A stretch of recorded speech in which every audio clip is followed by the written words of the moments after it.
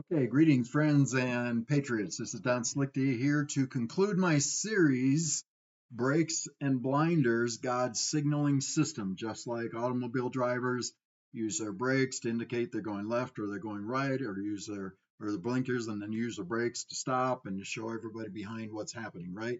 Well, I believe God does a similar thing through the Bible, through the prophecies of the Bible, especially about Jesus Christ, that all kinds of prophecies were told, 300 or more, about Jesus Christ and his role and speaking in parables and rising from the dead and so on and so forth. Okay.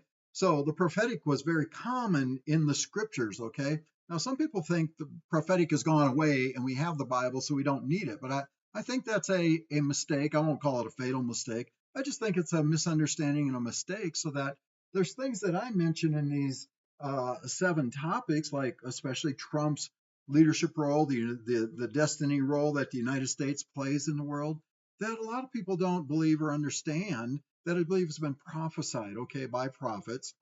And if they did, they would be more encouraging, more hopeful, and better prayer warriors in what's happening in our world today. Okay, so that's why I think it's important. That's why I share it. So today we're going to move on to number 7, the golden age, the new era, the consummation of the ages, as Enoch is a famous Bible person, and there's a book written by him that's really just come to the forefront in the last century. But he calls it the consummation of the ages, and I believe we're coming up to that, which Trump calls the golden age. Some call it the new era, some call it the kingdom era. The book of Revelation talks about a millennium, 1,000-year reign. Now, I just will tell you that the far majority of the book of Revelation is symbolic, and when you try to stuff in literal interpretations into the symbolic, I think you get way off base, and that's why it's confusing for so many Christians. Is they try to fit the literal into, and it's symbolic. So, okay, it takes a wisdom and a discernment to figure that out, and I'll give you a book today that might help you in that endeavor. But so here we are. We're at number 7, and I want to tell you that I believe the things I've shared with you about the leadership role of the United States, the nature of the spiritual warfare that's going on in the background with fallen angels and so forth. Trump's Cyrus calling to drain the swamp and reset the American economy and make America great again has a God purpose in it. The mafia purge and accelerators that are going to happen to purge the mafia elites who control our world for nefarious purposes. Okay, that's coming. That there's going to be a worldwide awakening because many still are asleep, but it's emerging on especially Twitter or X and YouTube and Rumble and the social media platforms. These messages that I'm speaking about, you're going to be hearing more and more about them almost weekly. Whistleblowers are coming forth talking about the treason and the traitors and the sex trafficking and all these major things, the financial fraud in our country, are all coming to the forefront more and more. You're going to hear more and more about them because I believe they're prophesied to be exposed and dealt with. So it can lead into an awakening, a wealth transfer, and then a new era. So now, folks, in the Christian community of which I pastored for 33 years in an evangelical church, I call myself post evangelical now. Still believe in the core things of the evangelical gospel, but a lot of the details, especially concerning end times teaching, I don't believe those things, the doom and gloom rapture soon teaching, and I'll explain why. But I believe there's obstacles to the unveiling, if you will, of these topics in our day. And it goes like this. All of us on the planet, because we live in a social media saturated world, are part of nefarious programming by those who run the major medias of the world. So what's covered and how it's covered determines largely what a lot of people think reality is. COVID was our greatest example of that. That they fear mongered us, they hurted us, okay, when it was an intentional plot and ploy to make people sick, to keep them sick, yes, even to have them die, and to take down President Trump, who, again, I believe was the Cyrus that God has called to help make America great again and to be a kingdom leading nation. Okay, and so we're all come from this programmed world, and it tends to move us away from the truth, move us away from righteousness, move us away from God's signals onto what they want the agenda to be through the media, through education, through all these mountains of influence. Okay, so that's number one. We all are subject to this public population programming. Number two, in the Christian community in particular, the Christian doctrine of the end times. I became a Christian in 1974, my senior year of high school, and right away I was led into the teaching of the rapture, where the Christians at some point things are going to get worse and worse and worse.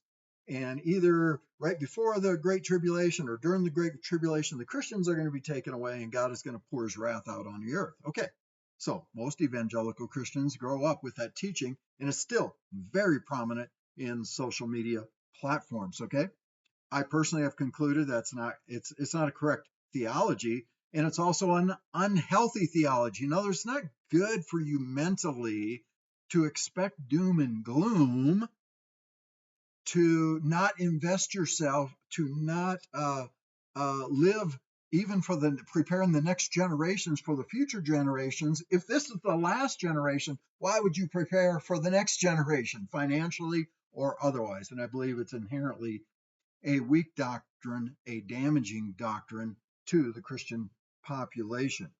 And so I believe that really prevents, because if I present an alternative, a macro alternative in interpretation of the Bible, then some of you turn it down. Well, that's not the truth. That's not what I've been taught. That's not what the pastors for decades have been saying. Okay, but maybe they're wrong, folks. Maybe they're wrong, because they have been saying it since I became a Christian in 1974, and it's been wrong all those years. And now I see it's had a negative impact on our influence to be salt and light to the world. Okay, so that doctrine of rapturism, I believe, is having that impact, which prevents Christians from really entering into all that God is doing in our day. And lastly, many of us have blueprints. In other words, we've been trained. It's our beliefs, our values, our expectations. We've been trained to really have to grind out a living, almost a poverty mentality, if you will, or a disdain for wealth, that kind of thing. And we've been almost indoctrinated into suffering saints, if you will. Now, I understand you can get verses for every doctrine under the planet, right? You can find verses and justify it, but I believe there can be an unhealthiness to the overemphasis on suffering, because it fits into the doom and gloom of the rapture teaching. And then but what happens is you don't expect big things like Donald Trump, win, win, win, fight, fight, fight. The golden era. Some people think, oh, he's just, I think he's healthy. I think he's got a better perspective than many Christians do. And so as a result, we tend to be on the downside of life through poverty thinking, suffering thinking, and if not any of that, then just sheer endurance, okay? Because we do live under tyranny and chaos around the world and by our governments. And so you're under pressure, you're under tension, you're carrying weights that I don't believe God wants us to carry. So that's also a hindrance to what I'm saying in this series. And it's contrary, I believe, and it hinders the expectation of a new golden kingdom era. Okay, so that's that. So I believe we're coming up to it. I believe you're going to see it unfold. You're going to see these. I believe Trump's Cyrus calling is already unfolding in front of you if you're open to it. The mafia purge, I believe, is coming, and we're going to know it. If that happens, the way the book of Enoch describes in the book of Joel in the Old Testament, the great and terrible day of the Lord, where he actually removes Nephilim, evil people that are dominated by and have yielded and surrendered control to Satan, they're going to be purged out of this earth, which is going to make a huge difference on the culture, a huge difference on the atmosphere around the earth, okay?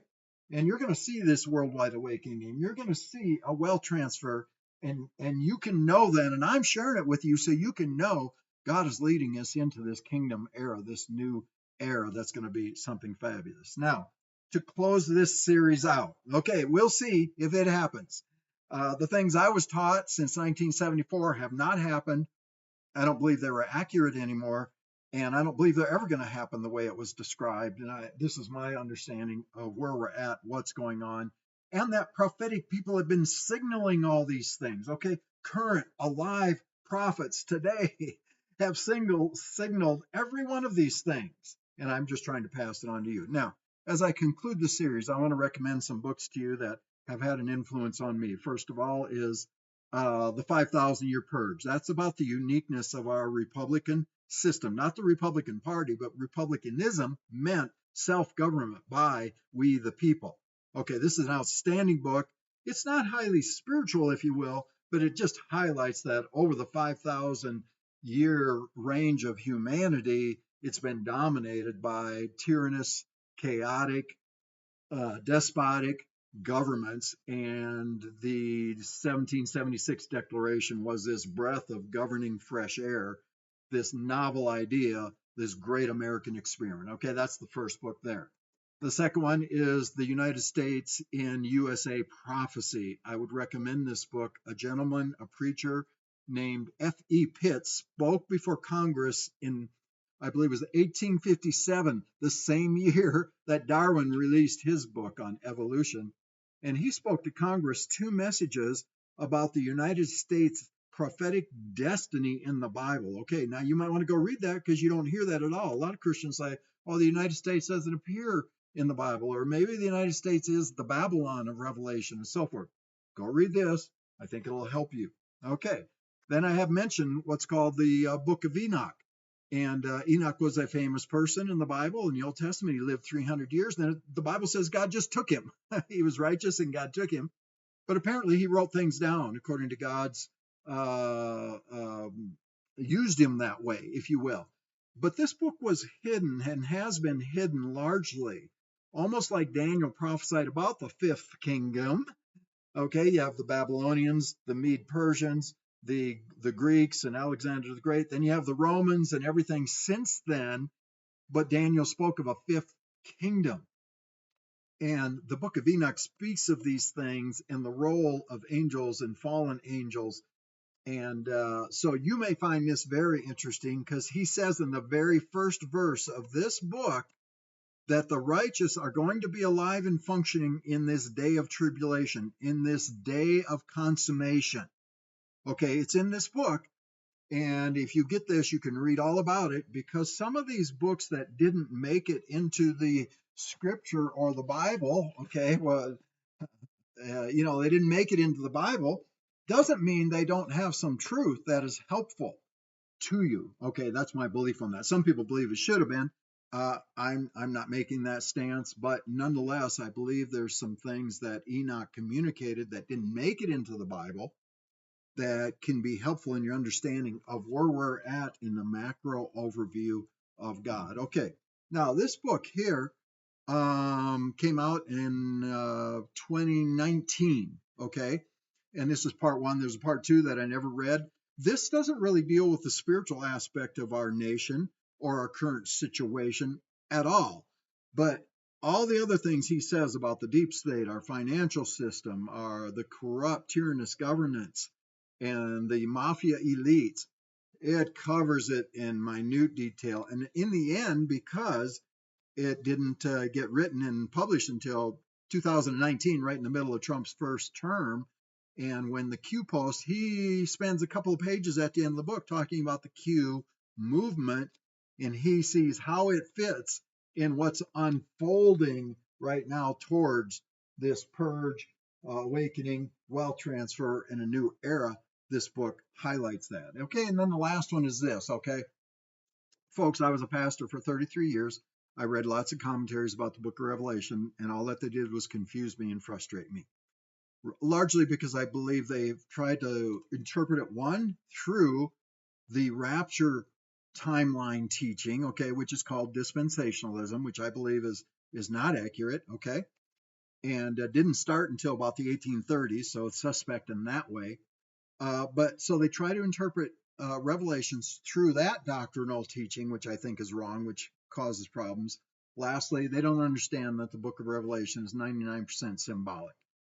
And the battle to interpret it accurately is to not fit it into your doctrinal sequence that you've been taught, but to actually compare what it says in Revelation with what's unfolding in our day. And this book by Melissa Redpill does the best job of that of any book on Revelation I've ever read. And so I think, and she believes that we're headed into a millennial 1,000-year reign of Christ, where he will reign, if you will, he will rule through the Christians, okay?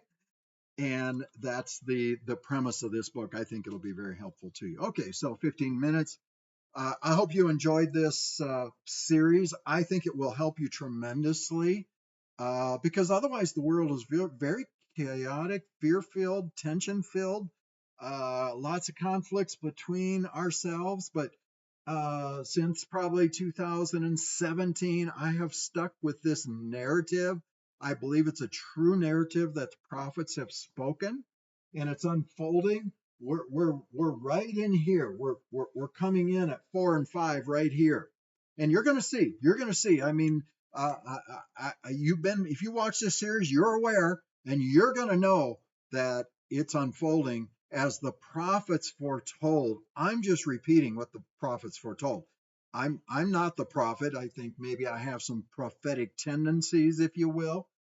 Could maybe operate in the prophetic, but I didn't really grow up and through that type of denomination, so it's not as familiar with me. But I've been active with and around the prophetic now for about 10 years, and I'm telling you that all these things have been prophesied, have been signaled by active Christian prophets. I think you will benefit and you will see what they have been saying is unfolding. So thanks for joining me. If this encouraged you, encourage others to go to my YouTube site and watch the series. I think it will help you navigate with peace and hope and encouragement and effective prayer life while we're going through what we're going through. Thanks a lot.